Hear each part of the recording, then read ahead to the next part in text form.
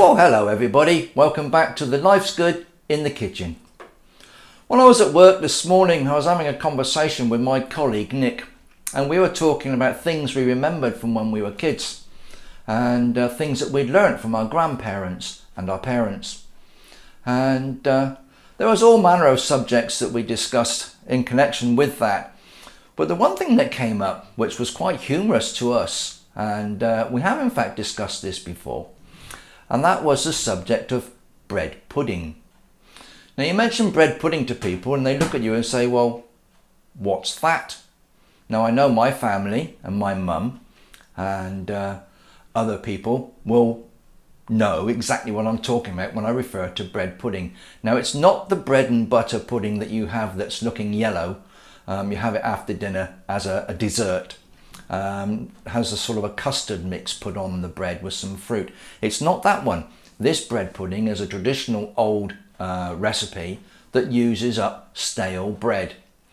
Now a lot of you, I'm sure, have the odd slice of bread, the odd sort of the heel or the crust end of the bread left over from a loaf. Family have used it up and there's a couple of slices left in the bottom of the bag, and it goes a bit dry. It's not particularly nice and nobody wants it. So what do you do with it? Now I'm quite sure a lot of you either throw it out or give it to the birds. And incidentally, you shouldn't feed bread to birds. It doesn't have much in the way of a calorific value for them. And they're much better suited to eating the usual seeds, bird feed, insects and so on that they're supposed to have. Bread is not good for them. But we diverse. That may be a whole new video on bird feeding. The bread pudding is a way of using up stale bread, as I said. And what I do is when we get to the end of a loaf and we've got a few bits and pieces left in the bag that are unsuitable to make a sandwich with, I put it in a bag and I keep it in the freezer. Now I've just taken a bag out of my freezer here, which is probably about just over half a loaf's worth of bread in there, saved from several loaves where the bread has gone a little bit dry. I keep it in the freezer specifically for the purpose of making bread pudding. Now I'd like to introduce you to somebody now. This is my grandmother. This is Myrtle, and she's sitting in her front room in her cottage in the middle of Wiltshire. And she's sitting with her old friend Toby the Spaniel. This picture was taken somewhere in the mid-60s. There is a number on the back which says 7/67. That may refer to July 1967. But I know this picture was taken in the mid-60s. And Myrtle and Toby sitting in the cottage. Myrtle's my grandmother, and she gave me a recipe for making bread pudding, and I've always used it. And I have a little recipe book here. Now this is my little recipe journal. I keep this and I write down all sorts of information and recipes that I find nice, enjoyable and useful for me to use. There's all sorts in here. I keep all sorts of snippets and cuttings. But if you go into the back, I think I've already marked the page. There we go. In the back here, on this page, this is Nan's bread pudding. Now this recipe she gave me when I was a young lad venturing out on my own and stepping out into the world. And she said, AJ, she said, you need to start making your own bread pudding. And she gave me the recipe. I remember as a child we used to go and visit, and we always got mid-morning or in the afternoon or at any other time when she wanted to give us a treat, we would get a glass of milk or a cup of tea and a piece of her homemade bread pudding. And I always remember it. I can still remember the flavour and the fragrance of it to this very day. So I thought I would show you how I go about making my Gran's bread pudding. Okay guys, well I've put everything I need on the worktop here. The sun's streaming through the window on my left here, so I've had to shut the blind in order to stop it being too bright on the surface. I hope you can see this okay. I'll just talk you through what I've gathered together and what I'm going to use to make this bread pudding. Firstly, bread. Now I have here just over half a loaf. What I'm going to need is 1 pound of breadcrumbs. Now this bread has to be crumbed. I will use the food processor to do that. You can do it by hand if you want, breaking it into small pieces, rub it between your fingers and crumb it that way. I find it's much easier and quicker if I use the food processor. So as I said, you need about 1 pound of breadcrumbs. My Gran's recipe is actually all in imperial measurements. So what I've done is I've done a few calculations which are written on this extra piece of paper here, so I can give you them in grams as well.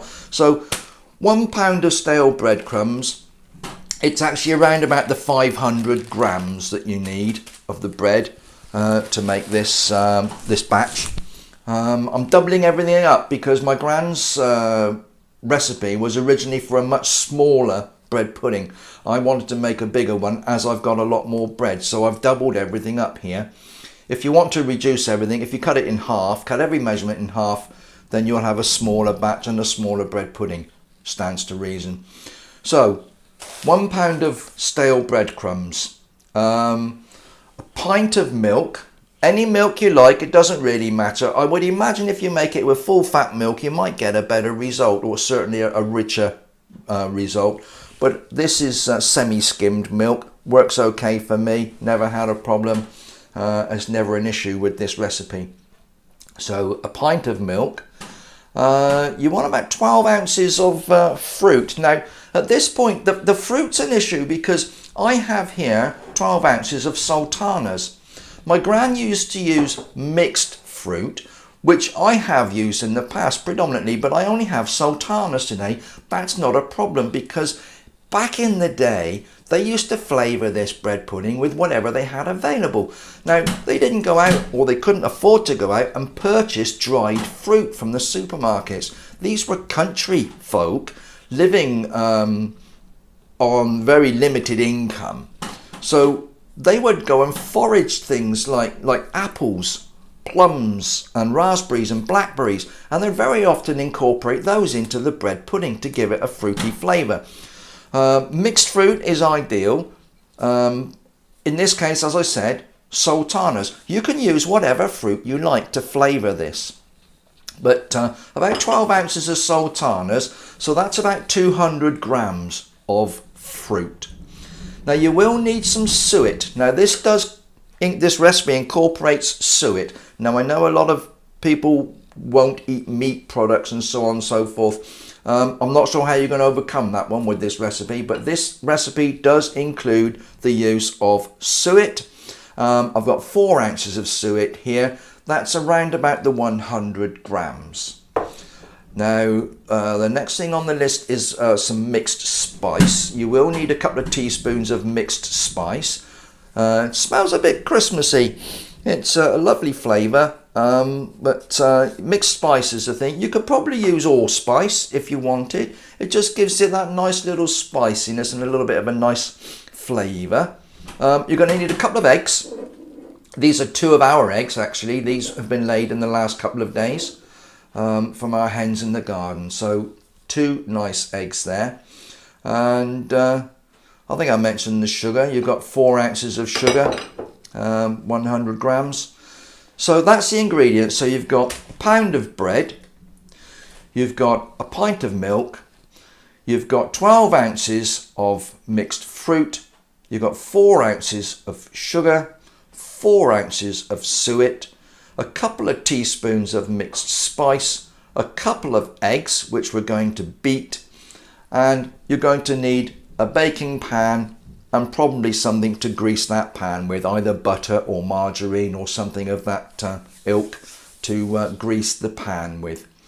So those are the ingredients. I'm going to set about putting this bread pudding together. Then the first thing is to breadcrumb the bread. Now I'm not going to subject you to the noise of my food processor, but I will show you what I'm using and how I'm going about making the breadcrumbs.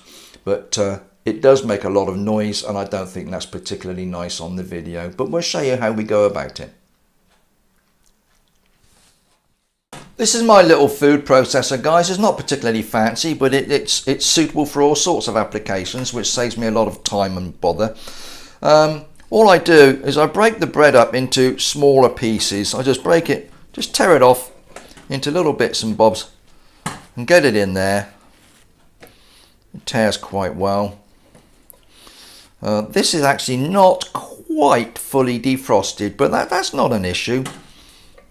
There's some more up there on the shelf. It's all slowly defrosting. I'm making a bit of a mess actually, but it doesn't matter. Got to have fun, haven't you? If you're not making a mess, you're not having fun. Right, those are in there. I've got a little top on there just to stop it from coming out. I'll just switch it on.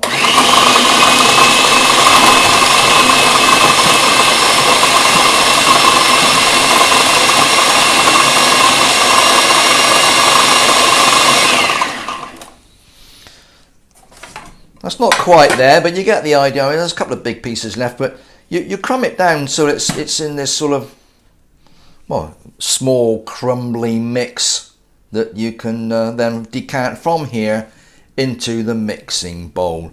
So I'm going to carry on crumbing the bread and putting it in the mixing bowl until I've got about a pound of breadcrumbs.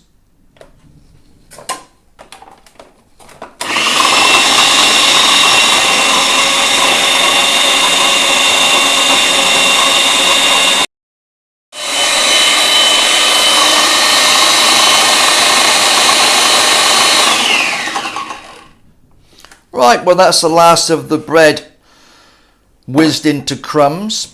Incidentally, most of this bread is seeded. We do enjoy seeded bread or seeded loaves, but it doesn't matter what bread you use for this.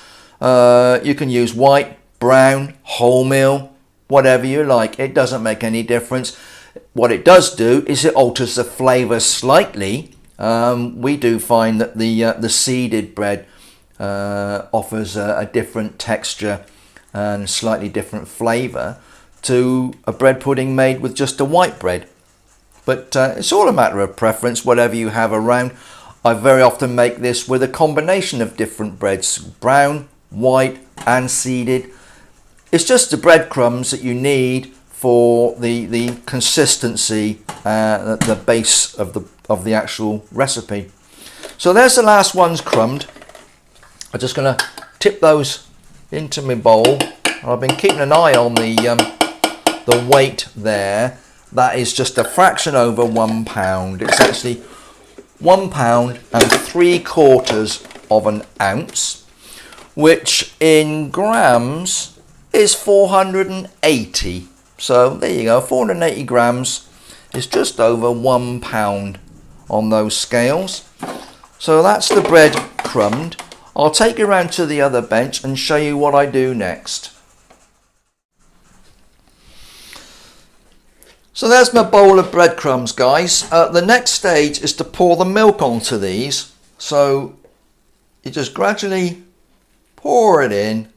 I've got a large spoon ready to give it a bit of a mix.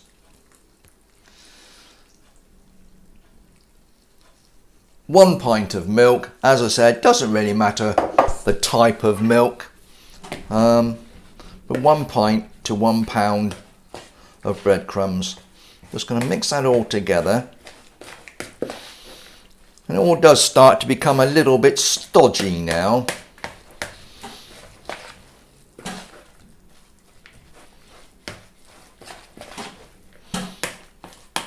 That's all together now. Well, what you need to do now, guys, is just to let this stand for about 20 to 30 minutes, just to let all that milk soak into the crumbs. I do come back to it now and again and just give it a little stir, just to mix everything up, just in case any liquid is puddling in the bottom of the bowl. But to be honest, it probably won't. It's just about the right quantity of milk to breadcrumbs. So these will just soak up the moisture and swell up a little bit. So we'll just leave that to stand.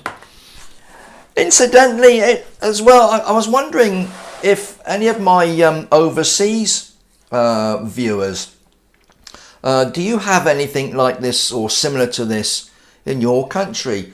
Have you ever heard of bread pudding in your country? Is it something that you might consider doing? Be interesting to hear from anyone who's overseas and is watching, intrigued by my old-fashioned recipe, my grandmother's recipe. But yeah, I just wondered, Nick and I were discussing this morning about things that are sort of pertaining to regions and countries, and we're reminiscing a little bit, and we just wondered if bread pudding is something that has been used or as a recipe that's common in any other country. Just a thought. If you could let me know, be pleased to hear from you. Be wonderful to hear from anybody abroad who's watching, and could sort of enlighten me as to whether there's something similar in your country. Right, well listen, the breadcrumbs are soaking in milk. I have to leave those for about 20 to 30 minutes now, and then come back to add the rest. So we'll bring you back and show you what we do next. Well, the breadcrumbs have soaked all the milk now, so they're just about ready for all the other ingredients to be mixed in. So that the next stage is to mix in the fruit. So I've got my 12 ounces of sultanas here, and as I said earlier, you can put any fruit you like. Mixed fruit is probably better. You get a bit of all sorts, especially if it's got the little bits of peel in it, the sort of orange and lemon peel. That's always quite nice, gives it a little bit of a zing. But just mix in, I'm using just a large spoon just to mix this in, give it a good mixing. Now this is dried sultana, so they benefit from hydrating, or from the cooking process. They will soften up. As I said, you can use apples, blackberries, raspberries, all manner of things to flavour this. I would imagine with some of the fruit you might want to change the mixed spice aspect of this recipe. I'm not sure mixed spice would go particularly well with raspberries or blackberries, but perhaps you can experiment. I think recipes are not always just set in stone. You can always alter them a little bit to your own liking. Leave a few things out or add a few things in. It's entirely up to you. Possibly ginger with the apple might be nice, or even an addition of some honey in this might be nice. I'm not sure. It's entirely up to you. This is the basic traditional recipe, as I said. So the fruit's all mixed in now. I need to add in the suet. So here I have my beef suet, shredded beef suet, and that will melt and dissolve. Makes it a little bit on the greasy side actually when it's cooked, but it's very nice. It's all part of the recipe. I'm quite sure back in the day they might have used lard actually instead of suet. I might be corrected on that one, but it's whatever they had to hand. As I said, a lot of these people weren't particularly well off. This recipe is just a way of getting that extra bit of food out of something that would ordinarily have been thrown away, i.e. the stale bread. Right, there's the suet all mixed in. I'm going to add my 2 teaspoons. I've got a measuring set here, little measuring spoons, imperial. That's 1 teaspoon measure. So you want 1 level teaspoon there. Just spread that in there, and a second one. There we go.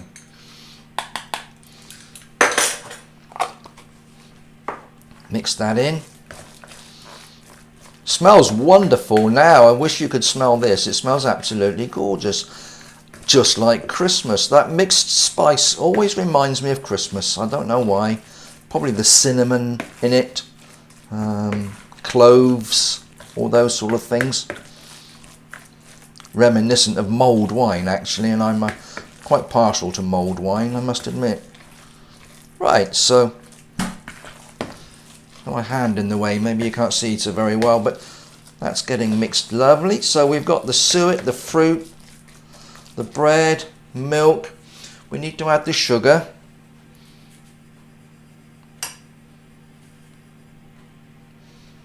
There we go, 4 ounces of sugar. That's about 100 grams. It's just ordinary granulated sugar. I suppose you could use different sugars as well. Might be interesting if you used a cane sugar or a brown sugar or a light brown sugar. That would give it a totally different flavour, I would imagine. So again, it's something you could experiment with if you wanted to. So that's all mixed in there.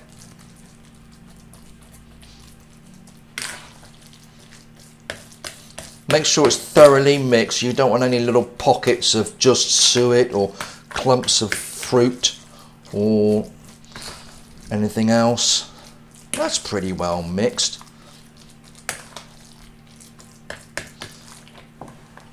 And all I need to add now is the egg. There's 2 eggs in here, which I have beaten quite well. And this will help to bind everything together.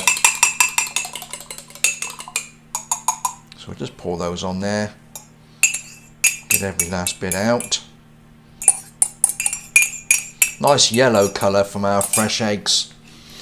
That's one thing with the eggs from the garden, is from the chickens in the garden, is that the yolks are very, very yellow, almost orange on occasion. Beautiful fresh eggs. We just mix all that in together. There's nothing too technical about this recipe at all, really. You just make your breadcrumbs, soak them in milk, add all your other ingredients, put them in the baking dish, and I've got this one waiting. This is about 1 foot by 8 inches, and it's probably about 1.5 inches, nearly 2 inches deep, probably about 1.5 inches, I'd say. I've greased it with butter. I've just given a good smear of butter around there, which will help to stop this from sticking to the side of the dish when it's in the oven or once it's cooked. Well, there we go, guys. That's one sloppy mix. And all I have to do is to get it into my dish. It's quite heavy, is this, actually? When you consider that you had 1 pound of breadcrumbs and then 4 ounces of this, 4 ounces of that. I've probably got probably 3 pounds of bread pudding in here. That's what it feels like. It feels heavy. The bowl's not so heavy now. We get everything we can out of the bowl. Get everything in there. That's fine. I'm not going to worry too much about the rest. Now, all I do now is I press it all down. What you want to do is to get a lot of the air bubbles out. You don't want any air pockets in there. So I'm using the spoon. I'm just pressing it all around and pressing it down in there.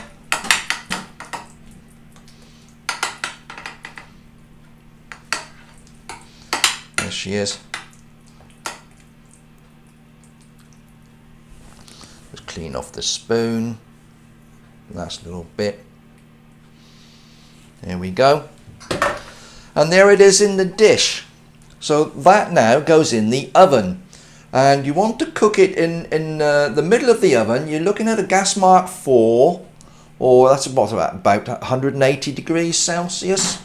I find our fan oven is a bit fierce, so I tend to tweak it down to about 170 rather than the 180.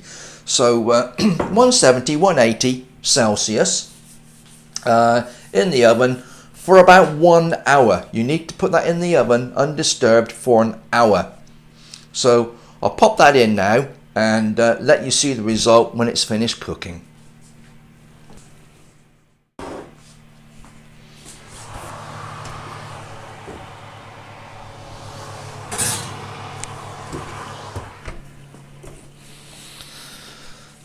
Well, that's away in the oven, guys. 1 hour in there, and we'll come back and have a look and see how it's doing. Right, well, I think that should be about ready, guys. Smells absolutely lovely in here. Wow, there it is. One bread pudding, my grandmother's recipe.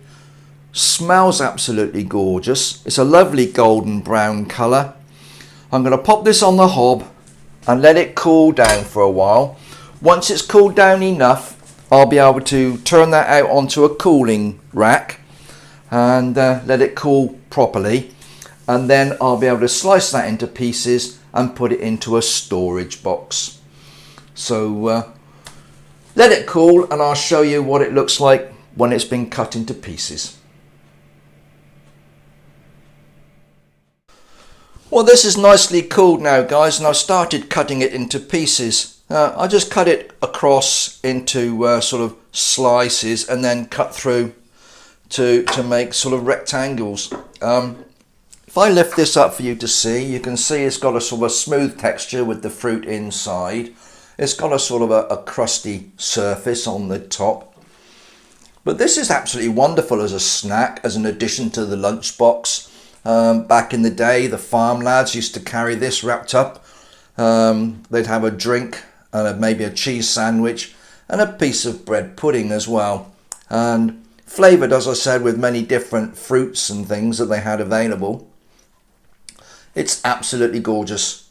I've grown up with this. My gran always made it. My mother always made it. I can't imagine not having bread pudding. So there you go. My gran's bread pudding recipe. I've got some bread pudding now I can put into my lunchbox during the week when I go to work. And even in the afternoon when I've been in the garden, I can have a cup of tea and a bit of bread pudding. Absolutely wonderful.